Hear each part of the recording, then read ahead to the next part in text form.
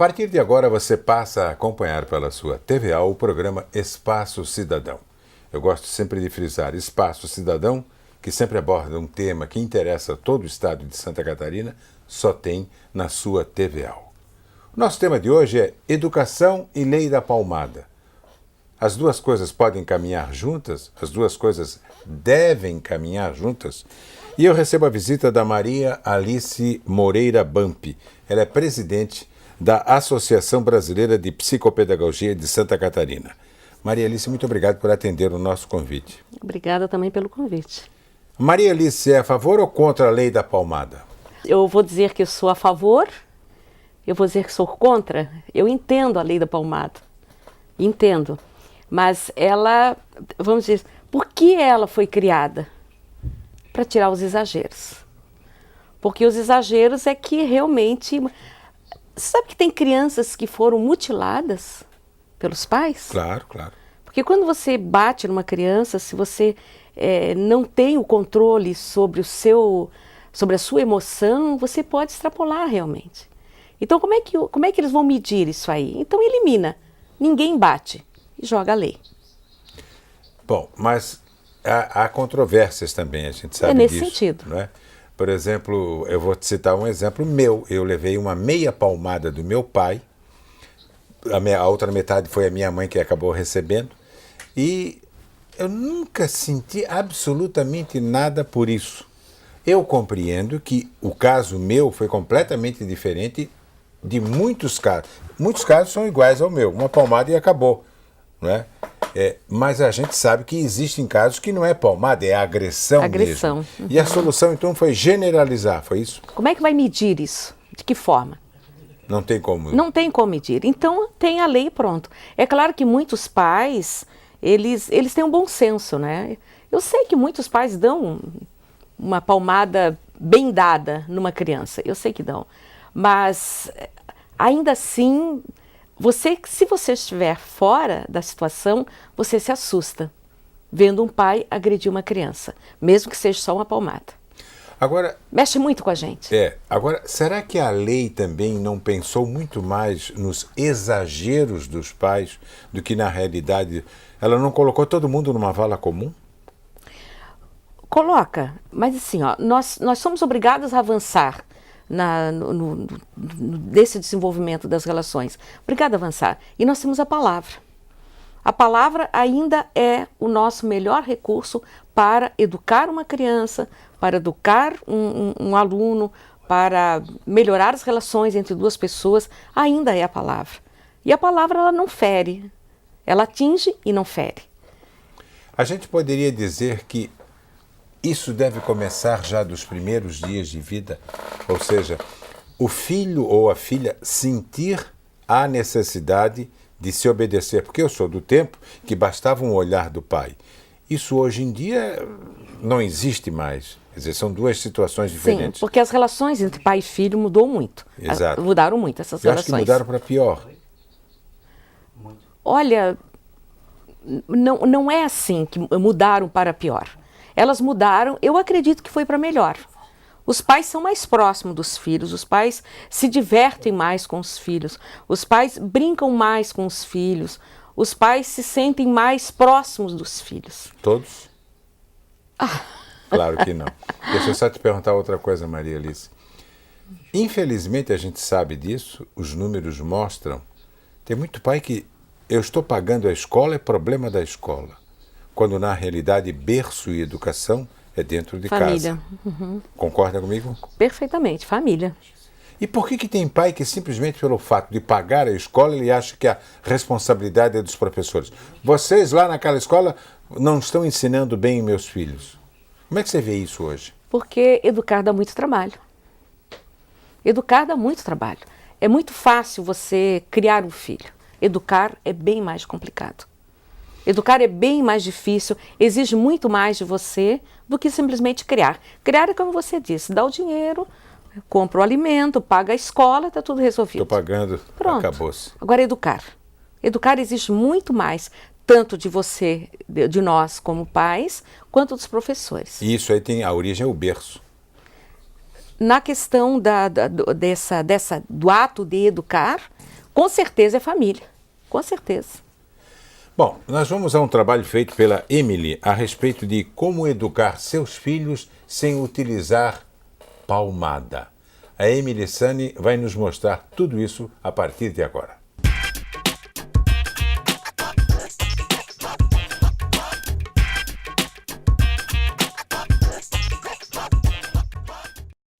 Para criar os filhos, além do amor, é preciso equilíbrio emocional, tempo e muita paciência. Mas isso muitos pais acabam não conseguindo. E assim, a forma de educar os filhos acaba se tornando violenta e muitas vezes cruel. E para garantir os direitos da criança e do adolescente, a Lei da Palmada, chamada também de Menino Bernardo, uma homenagem ao menino Bernardo Boldrini, morto em abril deste ano, determina que os pais não podem impor castigos físicos ou tratamento cruel aos filhos. A Lei da Palmada é um assunto muito polêmico que vem deixando muitas pessoas em dúvidas. Será que é possível educar os filhos sem dar aquelas famosas palmadinhas? Para Sabrina, que tem 4 filhos com idades de 1, 2, 11 e 14 anos, isso é possível sim. Eu não acho bem difícil porque não é algo que eu acredite que vai resolver. Eu não acredito como uma solução para os meus problemas. Acho que a tarefa de educar 4 filhos é difícil, mas eu não acho que ela seja mais difícil pela palmada ou pela falta de palmada, né? Cada filho tem um jeitinho diferente. Cecília, de 2 anos, é a que tem a personalidade mais forte. E para Sabrina, dizer a palavra não parece ser a tarefa mais difícil na arte de educar. É difícil a gente ter que dizer um não numa hora que a gente sabe que a criança quer muito alguma coisa. É difícil você, às vezes, ter que tirar o direito dele de fazer alguma coisa, ver o teu filho querendo muito uma coisa, tu tendo que naquele momento dizer um não para ele pelo bem dele. É difícil, mas a gente acredita na melhoria no futuro, né? Para Guilherme, de 11 anos, a educação dada pela mãe, sem as palmadas, é o caminho. O castigo e a conversa parecem ser a maneira de educar mais eficaz, na opinião do menino.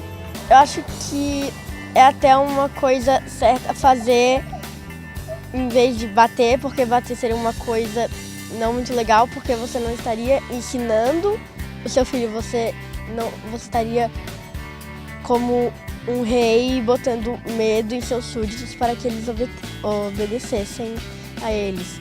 Então eu acho que às vezes até isso pode estar certo, o que seria o castigo.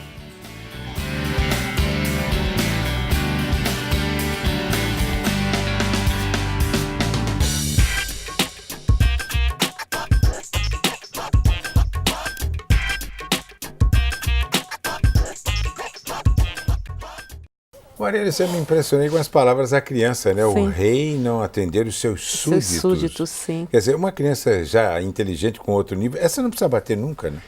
Nem palmada, nem nada, né? Você consegue bater numa criança? Não. Então, assim, ó, por que você vai bater numa criança? Só me dê Não consigo nem bater um em exemplo. animal, né? Mas então, para que você vai bater numa criança? Se ela tem esse nível de entendimento, mesmo que seja um bebê, você conversa com o bebê, você usa a palavra, você explica para a criança, você faz acordo com a criança. Nós vamos em tal lugar. Negocia. Eles são muito inteligentes e muito capazes de perceber. Muito. Então você não precisa usar o último recurso extremamente primitivo, que é a agressão. Quando não havia palavra, talvez usassem. E usavam. Agora tem a palavra.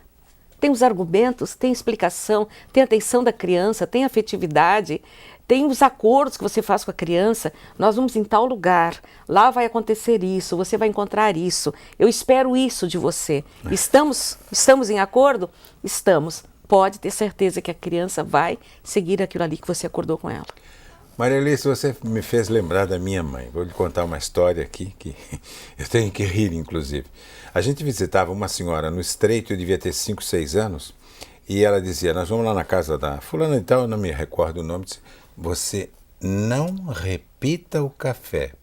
Era a primeira coisa. E eu adorava ir até lá porque essa senhora preparava um bolinho de banana frita com farofa, que era um negócio que eu adorava. E a minha mãe ficou viúva muito cedo, a gente já tinha algumas dificuldades e não poderia manter esse padrão assim. E aí tomava primeiro o café, comia bananinha e tudo, e aí a dona da casa, Valtinho, quer mais uma? Aí eu olhava, não precisa olhar para tua mãe, deixa que eu já vou botar aqui. Mas o respeito que a gente tinha. Né? Mas eles ainda têm. É? Eles ainda têm, nós não perdemos tudo. Como semear isso na criança? Tem que ser desde o começo. Desde o começo, usando a conversa e a palavra, não é? A palavra bem construída, bem falada, sem ameaças, mas conversando com a criança e estabelecendo essa relação saudável, essa relação de amizade com a criança, mas ao mesmo tempo de autoridade. Que os pais pensam que precisa bater, que precisa brigar, que precisa ser austeros, quando na verdade a criança tem um reconhecimento natural por essa figura, movida pelo amor, pelo afeto do pai. Maria Alice, é comum a gente encontrar num supermercado uma criança renando. Eu quero isso, eu quero aquilo e tal, e a mãe não dá bola, o pai não dá bola, ou então não faz isso e tal. É falta de autoridade? É um descontrole da criança, é o pequeno tirano, né? É o pequeno tirano. Isso existe muito, Existe bastante, existe bastante. E a criança que quando chega nesse nível de conduta, com esse padrão de conduta... Faltou comando anterior? Ela está com vamos dizer, uma sensibilidade demais a ser frustrada. Ela não está suportando a frustração. Então, quando a criança não suporta a frustração, é porque ela está sendo excessivamente mimada. Está sendo, tudo é para ela, o mundo, né, está aí à disposição dela, o sol nasce todos os dias para ela, os pais vivem para ela. Então, quando ela chega no supermercado ou em algum outro lugar que não é atendido no seu desejo, ela dá aquela crise histérica, porque sabe que daí então os pais vão atender. É toda uma falta de manejo da família, com certeza. Mas eu já vi casos em que o pai e a mãe não dão a mínima para a criança, só os outros na circunvizinhança ali é que se incomodam com o comportamento da criança. Mas aí não é problema da gente, né? Mas na verdade é a forma como os pais estão reagindo ao que a criança está fazendo. Ele vai fazer o que naquele momento? Vai ficar explicando? Ela sabe que ela está com público, ela sabe que está com plateia. Quanto mais ele explicar, mais ela vai gritar. Então não é naquele momento ali. Em casa tem que fazer o acordo. Maria Alice, eu vou lhe fazer a pergunta agora, mas você responde no outro bloco. O avô e a avó estragam a criança? Não vai responder agora, não. Nós vamos a um intervalo no programa Espaço Cidadão e eu já volto com a Maria Alice respondendo. Os avós estragam as crianças? Já, já.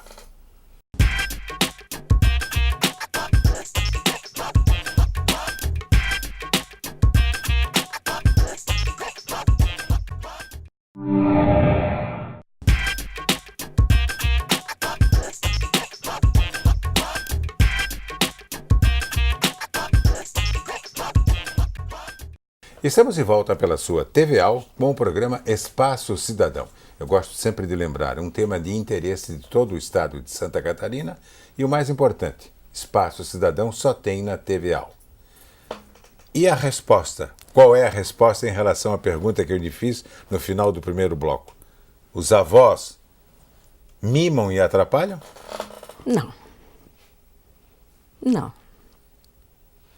Os avós... A relação da criança com os avós é uma relação muito diferente da criança com os pais. Ele sabe que com os avós é mais amplo, tem mais amplitude, os avós têm mais idade, os avós não competem com a criança, não competem com o amor da criança. Os avós são só os avós. É uma extensão afetiva, uma extensão amorosa, que eles não julgam, como eles julgam pai e mãe, e também não são julgados como os pais e mães julgam as suas crianças. Os avós são só os avós. Bom, é uma explicação mais técnica do que... É afetiva, uma explicação afetiva. Mas aquela famosa história de que os avós, com os avós pode tudo por parte dos netos. Isso é verdade? Na prática? Com o teu conhecimento, a tua experiência? Não é tanto assim, não. Não é tanto assim. Bom, mas mesmo não sendo tanto assim, existe. Você confirmou, então.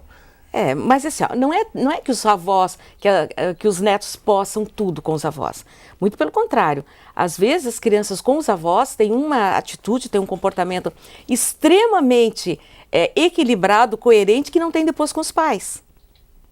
Isso acontece. A criança não brinca tanto com os avós, não explora tanto os avós. É uma relação bem mais tranquila, é uma relação de paz. Compreende? Compreendo. Ficou claro? Ficou. Eu falo de forma afetiva, porque eu também sou avó.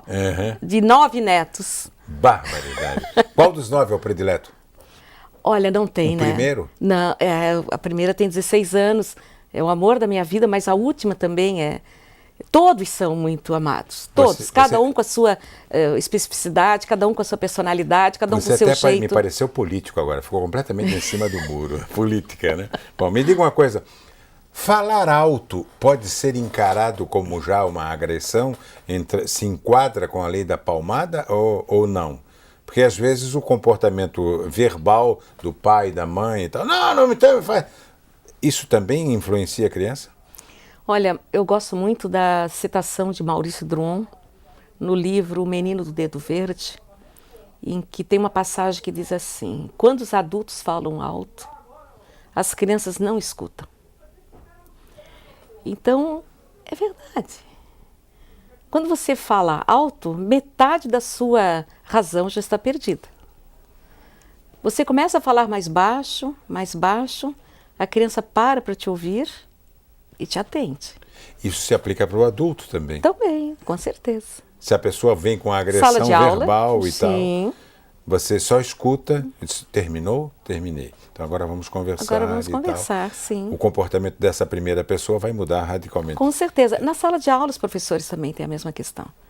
Quanto mais os alunos conversam, mais o professor tende a falar alto. Quanto mais ele fala alto, menos os alunos escutam. Isso é comprovado, né?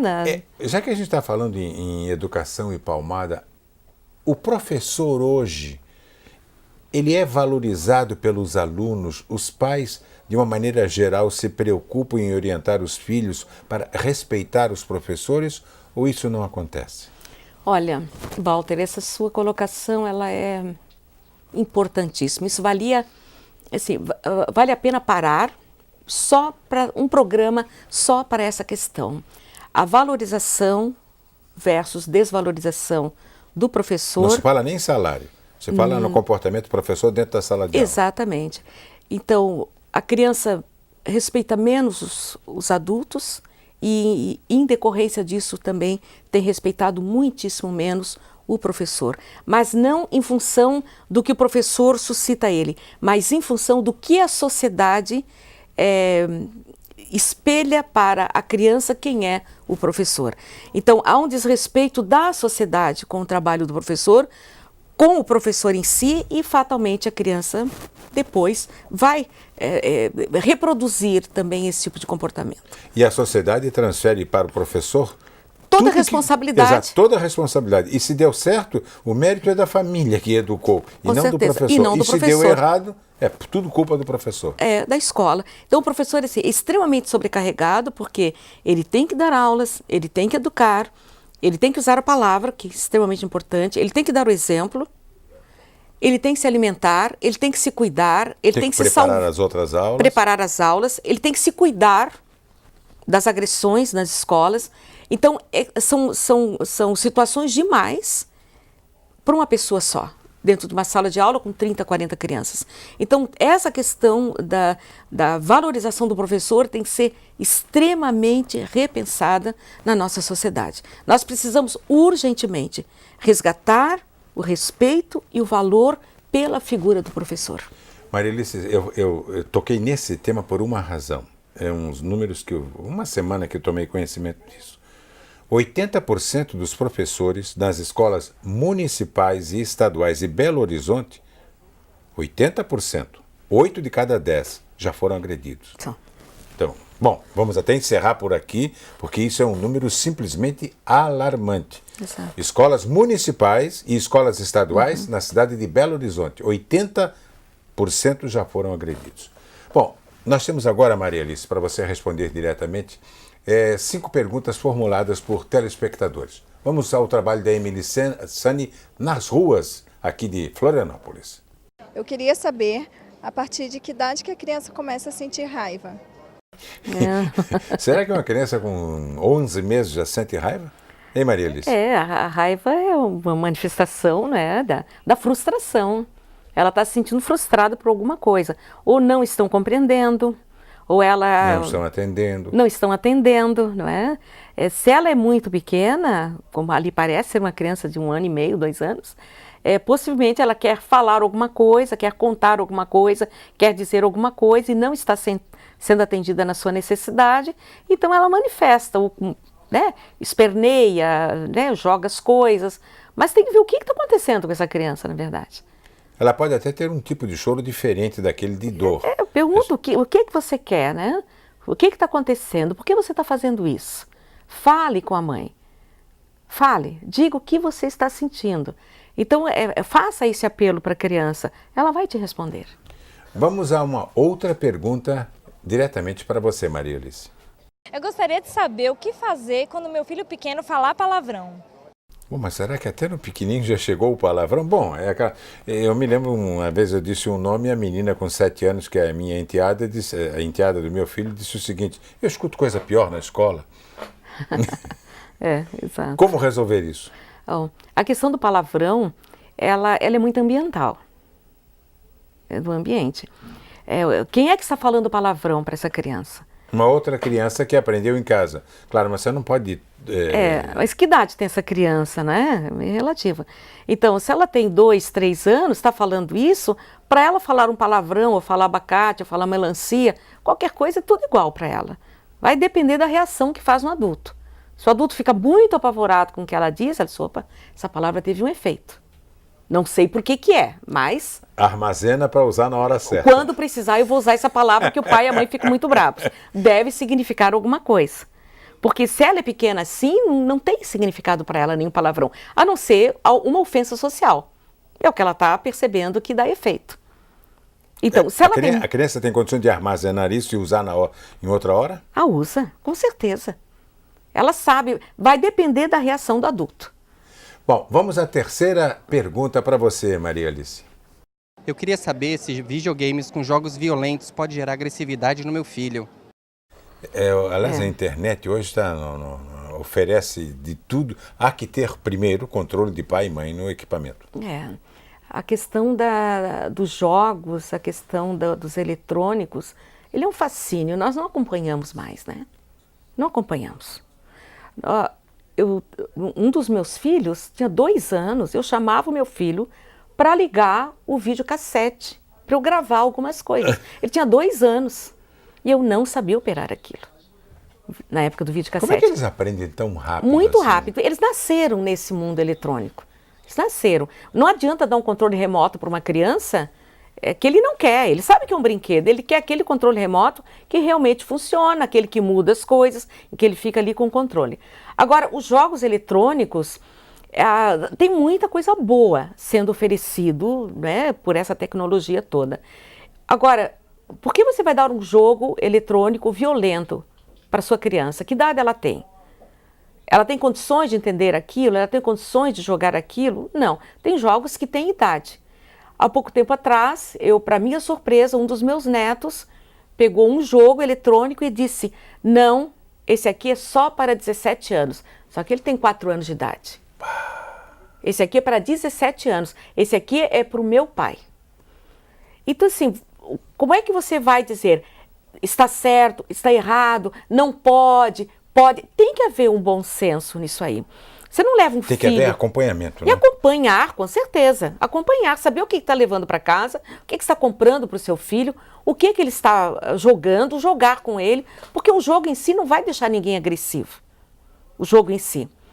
Mas como essas coisas são todas muito novas, você não sabe o que isso vai acontecer a médio prazo, não é? Bom, Maria Alice, mais uma pergunta para você dentro do nosso Espaço Cidadão. Quando meu filho estiver muito agressivo, qual a primeira coisa que eu devo fazer? Contê-lo. Com palavras? Contê-lo. Com silêncio. Às vezes você só parar, olhar para a criança, Mas contê-lo, porque claro, ou ele pode se machucar, porque uma das razões de você conter uma criança agressiva é que ele próprio se machuque, é protegê-lo, né? Ele próprio pode se machucar. E se não for nada que venha colocá-lo em risco, mudar o foco de atenção. Você sabe que uma criança não pensa em duas coisas ao mesmo tempo. Ela não faz isso. Então, se você muda o foco, não é? Pega uma bola, joga uma bola para o outro lado. Distrai. Distrai. Aquela atitude da hora, entra com um elemento surpresa e a criança modifica quase que na hora o seu comportamento. Agora, se você ficar também, a criança com a agressividade... Se você entrar no jogo da criança... Aí fez a peleia. Exato. Vamos à última pergunta, então, que a Emily, acompanhando o pessoal na externa, fez para você, Maria Alice. Eu queria saber a partir de que idade a criança já pode ficar de castigo. Não pode definir uma idade para castigo, né? Pois é, mas o que é deixar de castigo, não é? O que é deixar de castigo? É suprir alguma coisa de bom que a criança está fazendo? Por que ela está... merecendo aquilo ali. Apesar de ser muito melhor colocar um castigo para a criança, combinado sempre. Então, se você fizer isso. O que nós vamos fazer se você não atender a esse princípio? O que vamos fazer se você bater de novo na sua irmãzinha? O que você acha que você merece? É capaz dele dizer que não merece nada, mas na conversa você consegue estipular com a criança alguma coisa que na hora ele está achando que nunca mais vai bater na irmã. Mas se eu não bater mais na irmã, então tá. Então eu posso ficar sem... Eu vou ficar sem jogar. O verbo seria negociar. Não, entrar em acordo com a criança. Deixa ele escolher. Aí no momento que ele escolheu, aí cumpre aquilo lá. Você concordou com a mãe ou com o pai que ia acontecer isso. Só que também não adianta fazer o seguinte, a criança bateu na irmãzinha, aí você vai lá agora, então tira a sobremesa. Isso também não resolve.